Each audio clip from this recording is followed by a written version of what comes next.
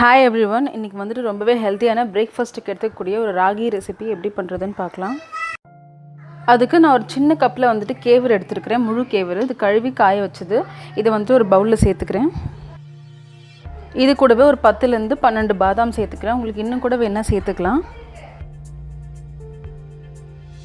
இது கூடவே 1 டீஸ்பூன் அளவுக்கு கசகசா சேர்த்துக்கிறேன். கசகசா வந்து உங்கள் கட் ஹெல்த்துக்கு ரொம்ப நல்லது.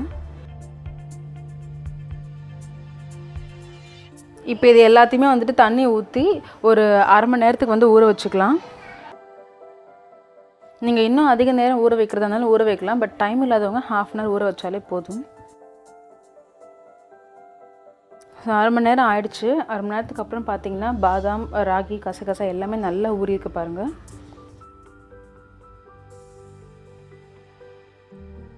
இப்போ ஊறின எல்லாத்தையுமே வந்து நான் ஒரு மிக்ஸி ஜாருக்கு மாற்றிக்கிறேன். அது கூடவே ஒரு 4-5 ஏலக்காய் அண்ட் 1 கப் தண்ணி சேர்த்துக்கிறேன். சேர்த்து நல்லா ஃபைனாக அரைச்சிக்கலாம். இப்போ அரைச்சதை வந்துட்டு ஒரு வடிகட்டியில் போட்டு நல்லா கம்ப்ளீட்டாக சுத்தமாக வடிகட்டிக்கலாம். இது வடிகட்டினதுக்கப்புறமா அந்த ஃபில்டரில் இருக்கிற அந்த சக்கை இருக்கும் இல்லையா, அதை வந்துட்டு திரும்ப மிக்ஸி ஜாரில் சேர்த்துக்கோங்க. சேர்த்துட்டு உங்களுக்கு தேவையான அளவுக்கு நாட்டு சக்கரை சேர்த்துக்கோங்க. நான் ஒரு 4லேருந்து 5 டேபிள் ஸ்பூன் அளவுக்கு சேர்க்குறேன். சேர்த்துட்டு இன்னொரு கப் தண்ணி ஊற்றி மறுபடியும் அரைச்சிக்கலாம்.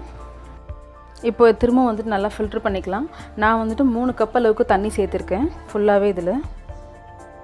அவ்வளோதான், எல்லாத்தையும் ஒன்றா கலந்துட்டு நம்ம சர்விங் கிளாஸில் ஊற்றி சர்வ் பண்ண வேண்டியது தான்.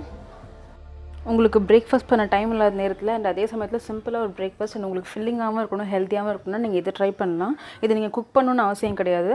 பட் குழந்தைங்களுக்கு கொடுக்குறதா இருந்தாக்கா நீங்கள் அதை வடிகட்டி எடுத்த மிக்சரை வந்துட்டு ஒரு வாட்டி அடுப்பில் வச்சு கிண்டிட்டு குழந்தைங்களுக்கு தரலாம். ரொம்பவே ஹெல்த்தியான ராகி மில்க் ஷேக் ரெசிபி கண்டிப்பாக ட்ரை பண்ணி பாருங்கள். தேங்க்ஸ் ஃபார் வாட்சிங்.